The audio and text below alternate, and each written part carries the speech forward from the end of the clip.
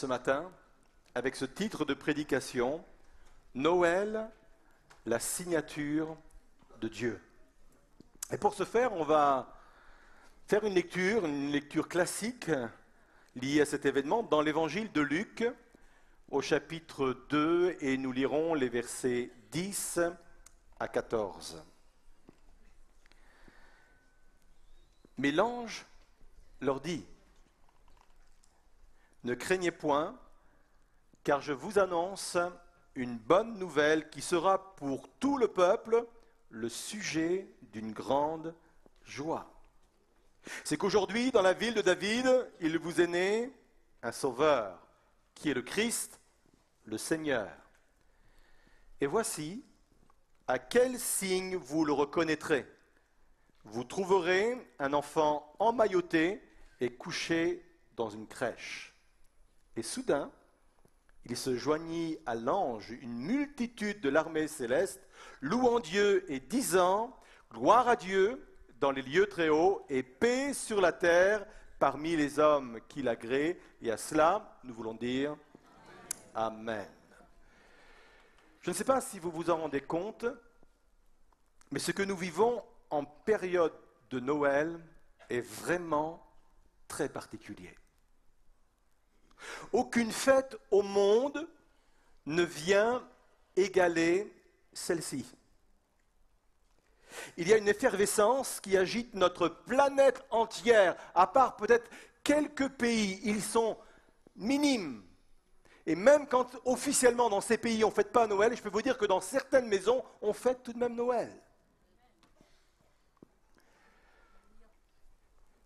Une effervescence qui agite notre planète pendant plusieurs semaines, pour ne pas dire plusieurs mois. Déjà en sortant des vacances scolaires, on parle déjà de Noël. Aucune fête au monde ne produit cela. Certaines fêtes durent un jour, un week-end, mais aucune fête, mondialement parlant, n'agite ce monde à ce point que la fête de Noël. Alors vous pouvez me dire tout ce que vous voulez, c'est commercial, Jésus n'est pas né le 25 décembre, et puis la date du 25 décembre était consacrée avant à des fêtes païennes. Vous pouvez me dire tout ce que vous voulez, n'empêche que Noël reste une fête, un événement, un moment exceptionnel. Noël vient du latin natalis, qui veut dire nativité, jour de naissance.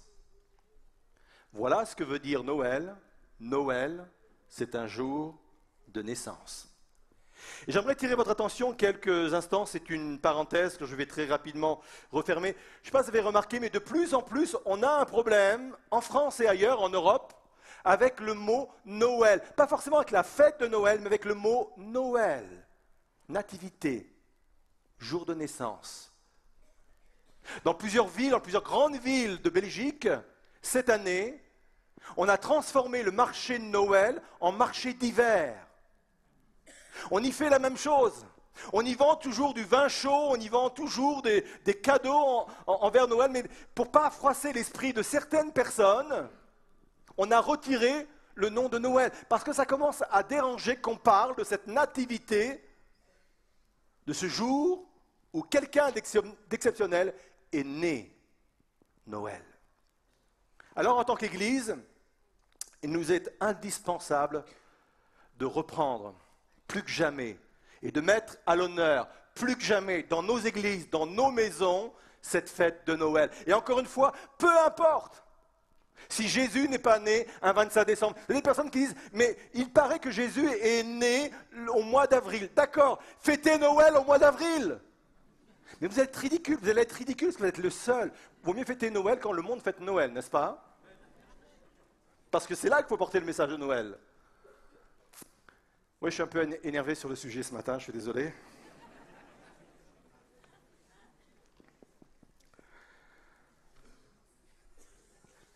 Dans les évangiles, Dieu est venu signer ce jour, cet événement, d'une façon particulière.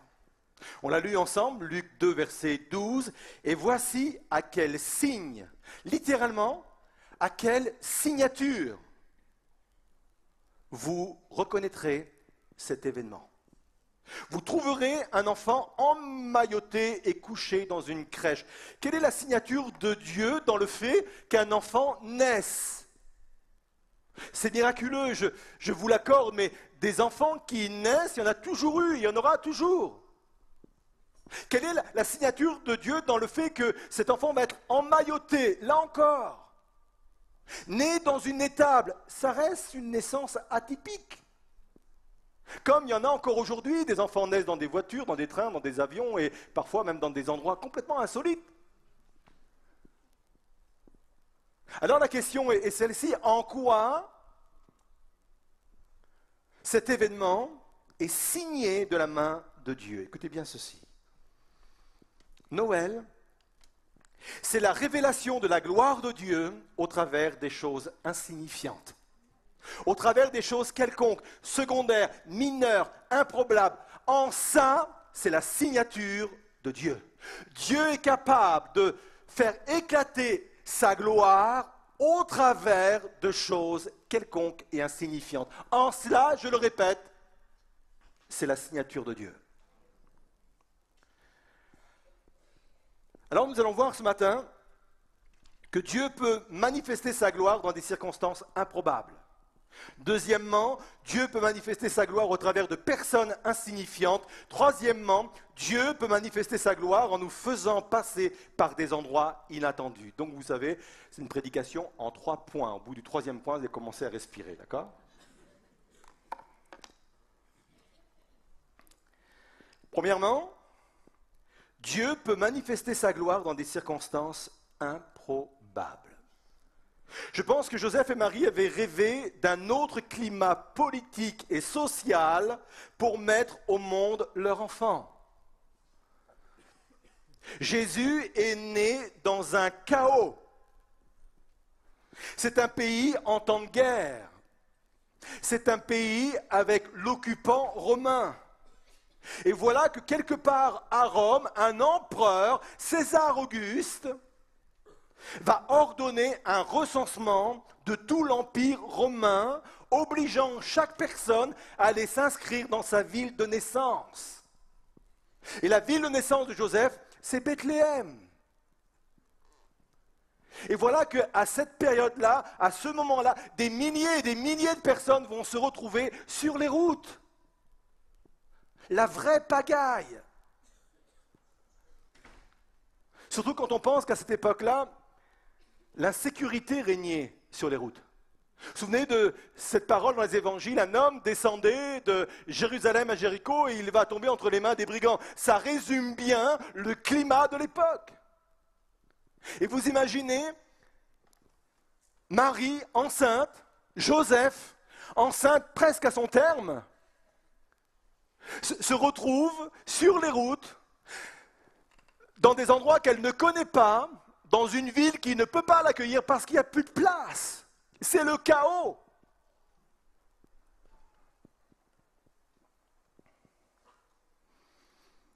Ce chaos va nous conduire à l'événement le plus important que le monde ait connu. Ce chaos va nous conduire à l'événement qui a changé le cours de l'histoire. Et cet événement, c'est Dieu se faisant homme. Dieu marchant sur la terre. On est émerveillé, je l'ai déjà dit, de connaître, de comprendre qu'un jour, l'homme a marché sur la lune. Mais le plus important, ce n'est pas l'homme marchant sur la lune, c'est Dieu marchant sur la terre.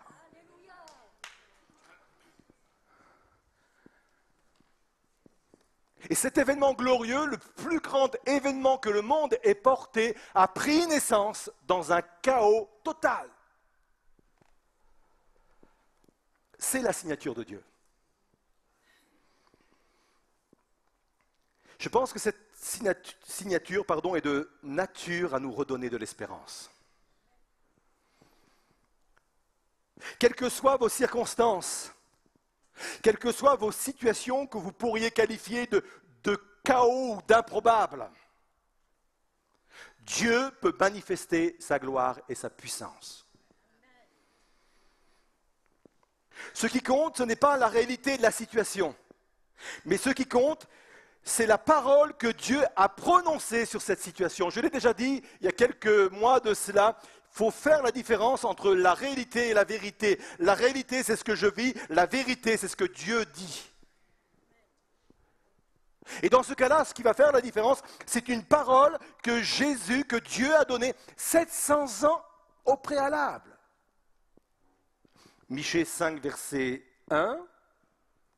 Et toi, Bethléem, Ephrata, petite entre les milliers de Juda, de toi sortira pour moi celui qui dominera sur Israël et dont l'origine remonte au temps ancien, au jour de l'éternité, et bien entendu, il parle de Jésus.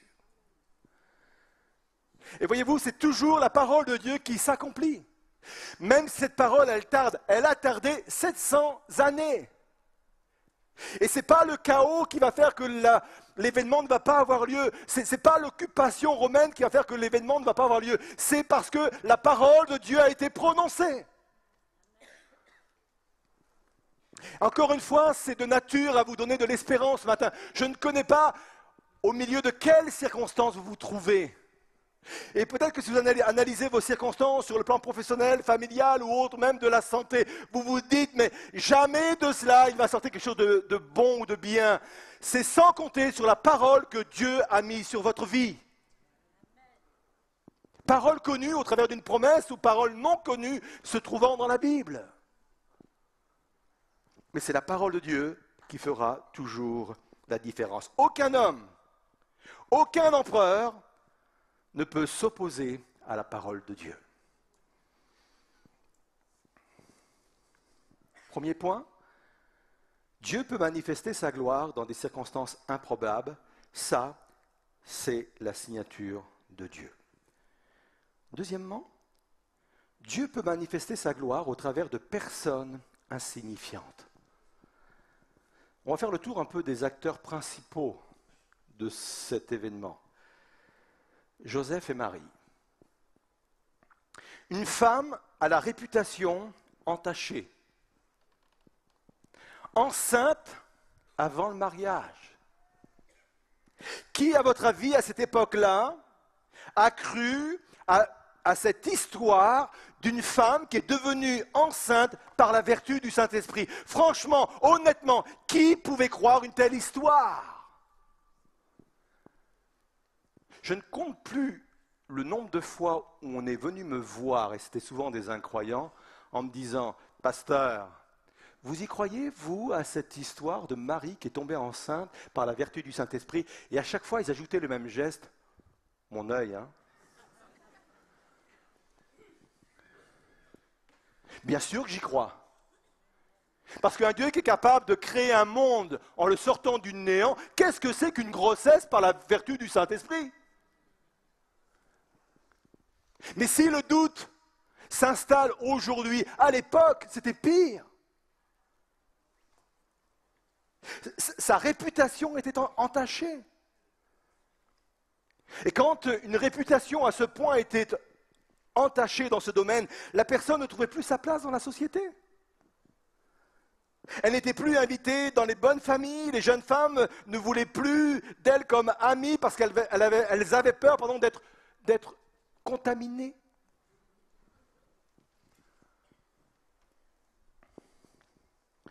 Sans parler de l'opprobre qui retombait sur toute la famille. Peut-être que les personnes auraient pu mettre leur veto en disant « Ah, ce couple-là, cette famille-là, elle a voulu nous en mettre plein la vue avec sa naissance par le Saint-Esprit. C'est des gens qui sont finis. » Peut-être aux yeux de certains, mais Dieu utilise des personnes insignifiantes.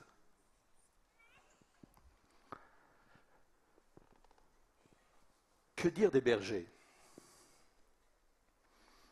Les pauvres parmi les pauvres. Je ne sais même pas s'ils étaient au RMI. Politiquement, socialement, aucune considération.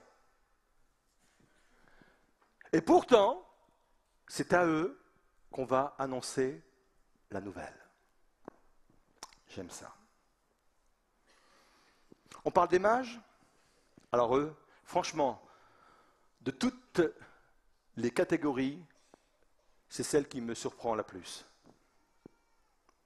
Ce sont des personnages étranges qui ne pratiquent pas la religion. Jungel, c'est un théologien luthérien allemand, a dit ceci à propos des mages, sont des hommes dont la science est douteuse aux yeux de la foi. Réfléchissez bien quand même, hein, parce que quand on lit, c'est vraiment étonnant.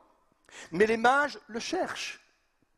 Certaines personnes pieuses n'ont jamais été en chemin, alors que certains incroyants croient déjà avant même de savoir ce que c'est. Très intéressant.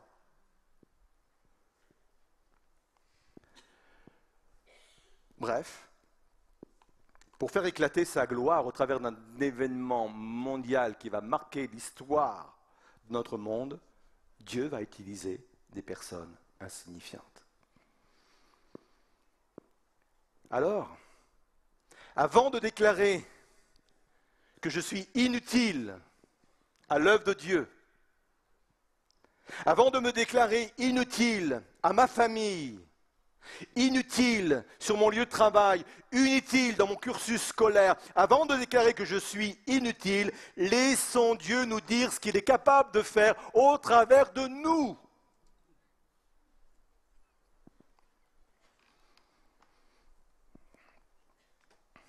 C'est la signature de Dieu. La Bible dit que Dieu a choisi des choses folles pour confondre les sages.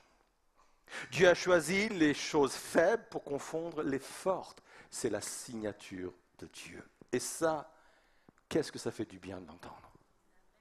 Je le sais, je le prêche, mais tout en le sachant et tout en le prêchant tout à nouveau, qu'est-ce que ça fait du bien de l'entendre? Troisièmement, ne partez pas, c'est un dernier point, mais ne partez pas encore. Dieu peut manifester sa gloire en nous faisant passer par des endroits improbables. Quand les mages ont vu cette étoile, ils ont tout de suite compris que cette étoile était exceptionnelle. Ils ne l'avaient jamais vue au préalable. Et ils se sont dit, cette étoile annonce un événement important. Comment l'ont-ils compris? On ne le sait pas, mais ils l'ont tout de suite deviné. Eux pensaient qu'un personnage important allait naître. Ils savaient même qu'un roi important allait naître. Alors ils ont décidé de suivre cette étoile. Et dans leur esprit, forcément, cette étoile allait les emmener dans de grands endroits. C'est pour cela, quand ils sont arrivés en Israël, ils sont allés où? À la capitale. C'est bien connu, pour réussir, il faut monter à la capitale. En dehors de la capitale, il n'existe rien. Alors c'est dit, on va aller à la capitale. Parce que cette étoile annonce un grand événement, et forcément, un grand événement va apparaître dans la capitale.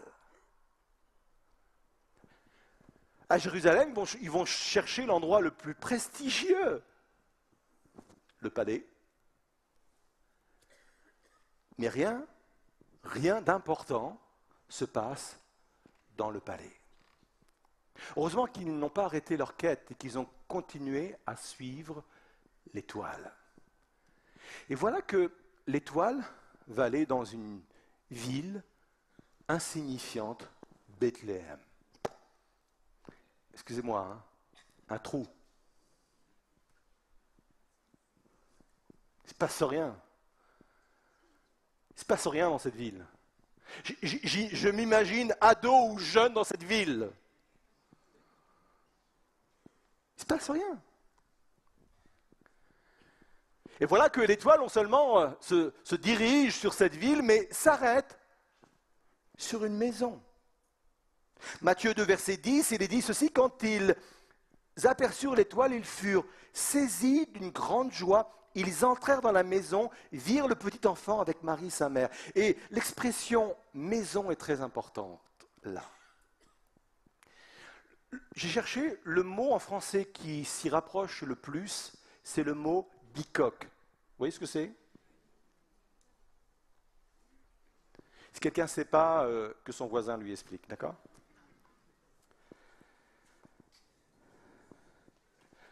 C'est la maison qui était hyper humble. Généralement, c'était des murs en boue et il y avait une pièce unique et cette pièce unique était accolée à une étable. Une bicoque. Et ce n'est pas ce qu'ils avaient imaginé. Rappelez-vous, quand ils sont partis de leur pays, l'étoile était prometteuse. Ils s'attendaient à ce que cette étoile les conduise au moins dans un palais. Et cette étoile va les conduire dans une bicoque. C'est ce à quoi nous sommes parfois confrontés, et là encore une fois, c'est la signature de Dieu. L'appel sur nos vies était tellement prometteur, les promesses reçues étaient tellement éclatantes, qu'on s'attendait forcément à un moment donné à atterrir dans un palais. Et on s'est retrouvé dans une bicoque. J'ai pu recevoir une promesse concernant le service, et me voilà sur la touche. J'ai pu recevoir une promesse éclatante sur le mariage, me voilà célibataire. J'ai pu recevoir une promesse importante concernant mon travail, et me voilà chômeur. Je me retrouve dans ma bicoque. Alors que tout, même mon engagement pour Dieu, même ma foi en Dieu, même ma foi dans les promesses de Dieu, me faisait imaginer ou me projeter dans une vie bien meilleure que celle-ci. Et me voilà au milieu d'une bicoque. Dieu peut manifester sa gloire en nous faisant passer par des endroits improbables. Remarquez le comportement des mages dans cette situation. Une fois qu'ils sont rentrés dans la maison, une fois qu'ils ont découvert que ce n'était absolument pas l'endroit qu'ils s'imaginaient, qu'ont-ils fait? Deux choses. Ils ont cherché Jésus. Ils se sont renseignés si le roi qui devait naître était bien dans cette maison. Et ça, c'est le premier conseil. Si tu te trouves dans un endroit que tu n'avais même pas imaginé, qui n'est pas à la hauteur de ce que tu attendais, dans cet endroit-là, dans cette situation-là, cherche Jésus. Cherche Jésus. Et la deuxième chose, c'est qu'ils vont donner le meilleur d'eux-mêmes. Et on connaît tous les présents que ces mages. La tradition dit qu'ils étaient trois, on n'en sait rien. Hein.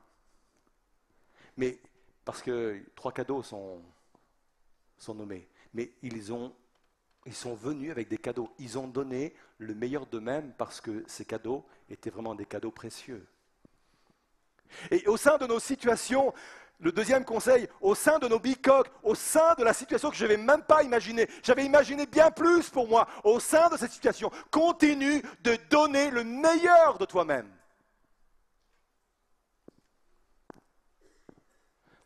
Parce que ce passage-là va t'amener vers ton palais, vers la manifestation de la gloire de Dieu, vers la manifestation de la réalisation de la promesse de Dieu. C'est la signature de Dieu. Ces trois signatures sont apparues à mes yeux en méditant ce texte. Peut-être qu'il y en a d'autres, mais ces trois-là, nous les rencontrons régulièrement dans nos vies. De situations improbables, avec des personnes insignifiantes, dans des endroits quelconques, Dieu est capable de faire éclater sa gloire. C'est pour ça que je dis que personne n'est exclu de la gloire de Dieu. Quelle que soit votre situation, vivez votre Noël. Personne n'est exclu de la gloire de Dieu. Pour conclure, j'ai invité les musiciens à venir me rejoindre pendant cette conclusion, mais je n'ai pas terminé. Ne partez pas.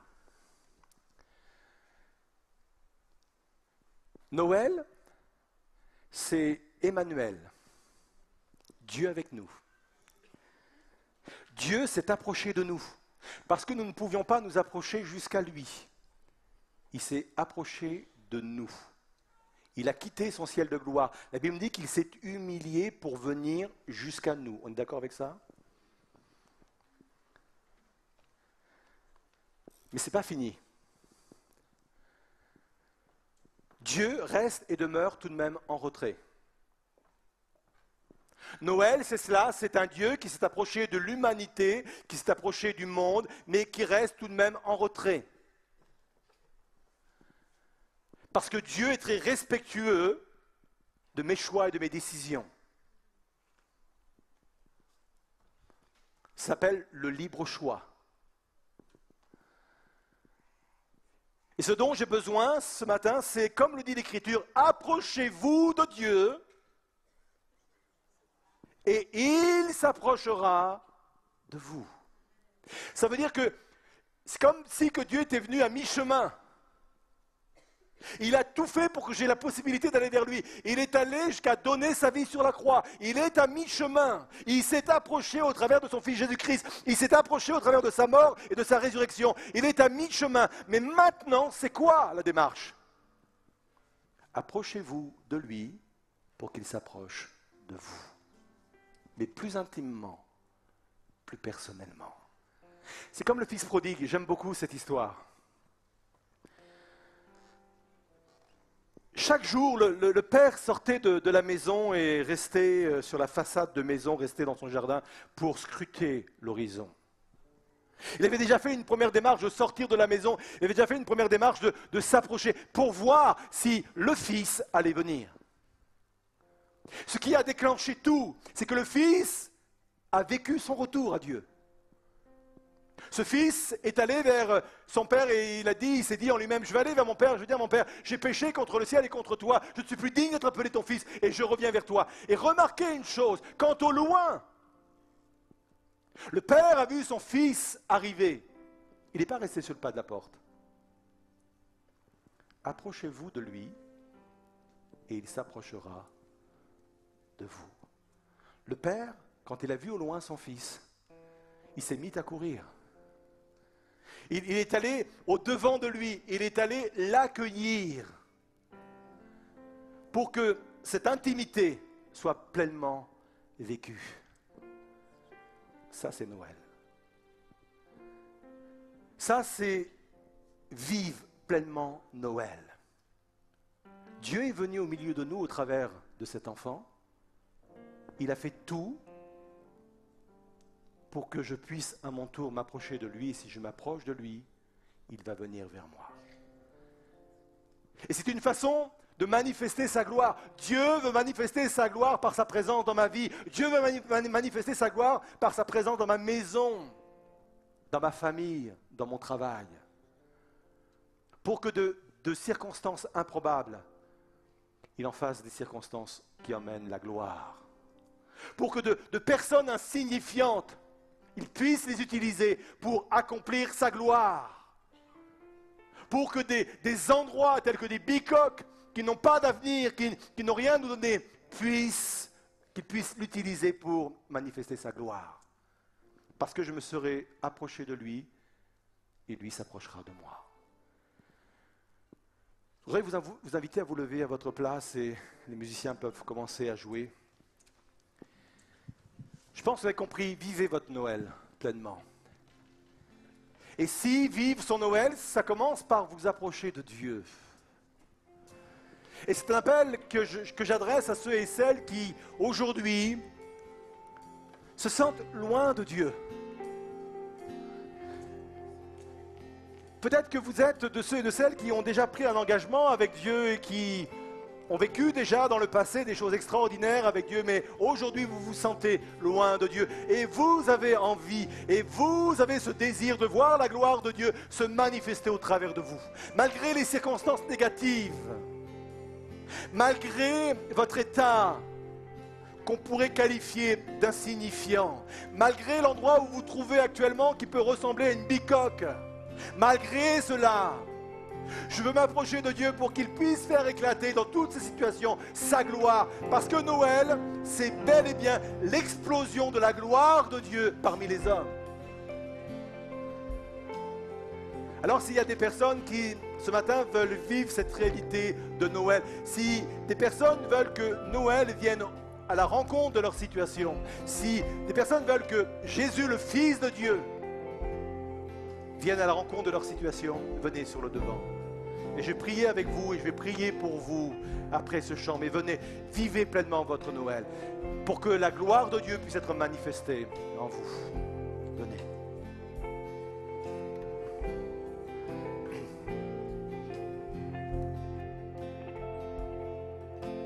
Ta grâce, tel un torrent, se déverse sur moi. Source de vie, amour de Christ, oui, viens jaillir en moi. Oh, merci Jésus. Tu me libères, Christ mon sauveur, tu m'as sauvé.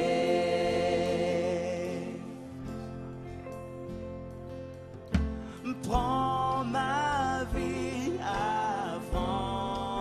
affranchie, marquée par ton amour.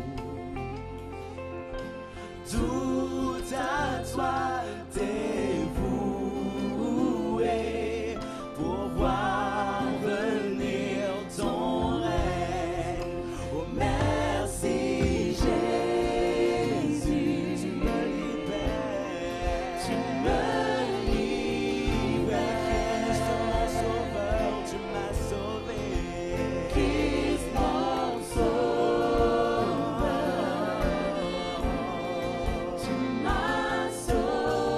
Merci Jésus, merci Jésus, merci Jésus, tu me libères.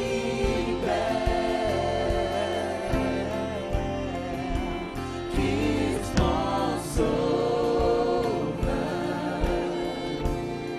tu m'as sauvé. Seigneur Jésus, tu es venu, Seigneur. Il y a 2000 ans, tu es venu, Seigneur. C'est le plus grand événement que la terre ait porté, Seigneur. Tu es venu, Seigneur Jésus. Le Fils de Dieu s'est fait Fils de l'homme. Il est venu dans une apparence humble. Il s'est fait bébé. Il s'est fait petit enfant. Le royaume de Dieu n'est pas venu de manière à frapper les regards, mais il est venu d'une façon très humble. C'est ta signature, Seigneur Jésus.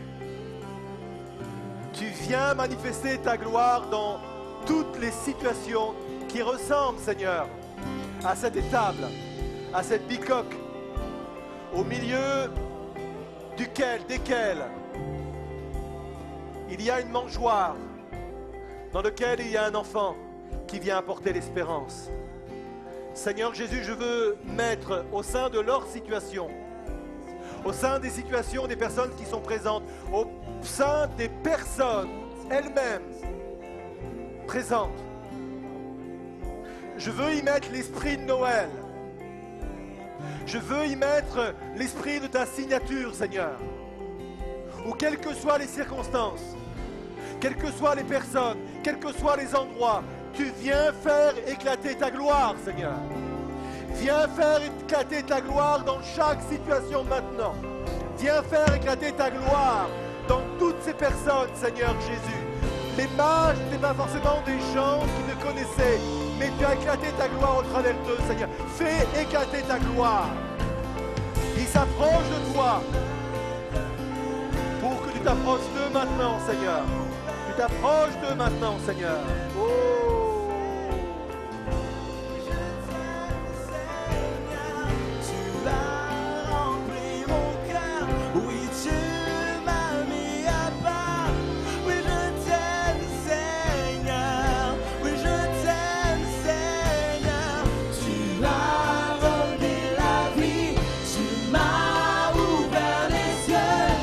Je t'aime, Seigneur, je t'aime,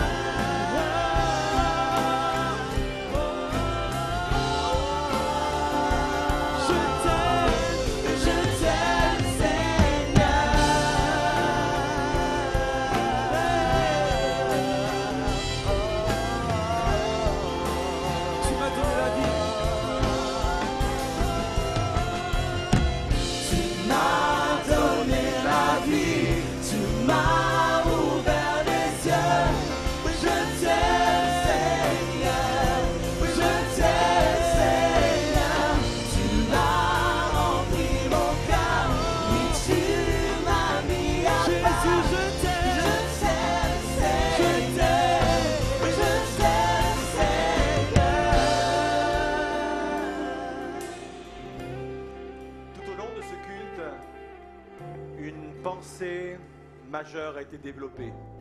Dieu est là. Ne voyez rien de mystique dans ce que je vais vous dire maintenant.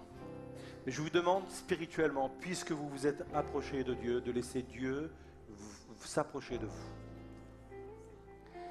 Croyez que Dieu est en train de toucher dans votre vie, dans votre cœur, tout ce qui a besoin de rencontrer sa gloire.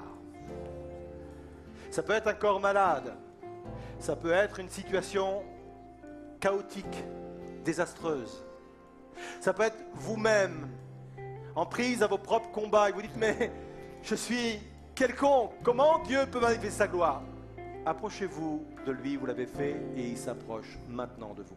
Accueillez-le, recevez-le, maintenant, spirituellement, accueillez-le. Vous pouvez dire au Seigneur, viens habiter mon cœur, si vous n'avez jamais fait cette démarche. Viens habiter ma vie, viens me transformer, viens me changer, viens me toucher, pour que ta gloire puisse vraiment et pleinement se manifester dans ma vie. Alors oui, nous croyons qu'à partir de ce moment-là, tu fais une œuvre dans nos vies. Oui, Seigneur, tu as rempli mon cœur.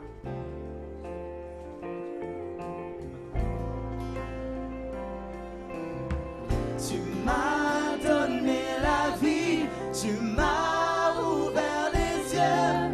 Je t'aime, Seigneur, je t'aime, Seigneur. Tu as rempli mon cœur, oui, tu m'as mis à part. Je t'aime, Seigneur, je t'aime, Seigneur. Tu m'as donné la vie, tu m'as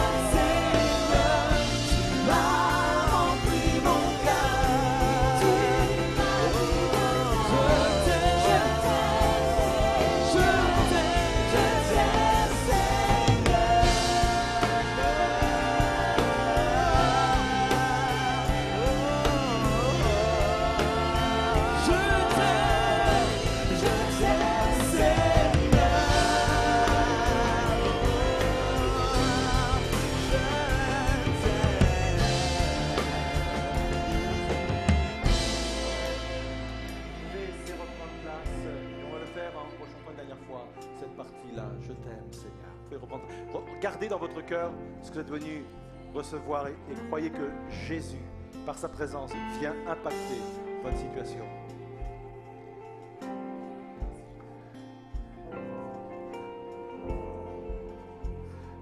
Merci, merci Jésus.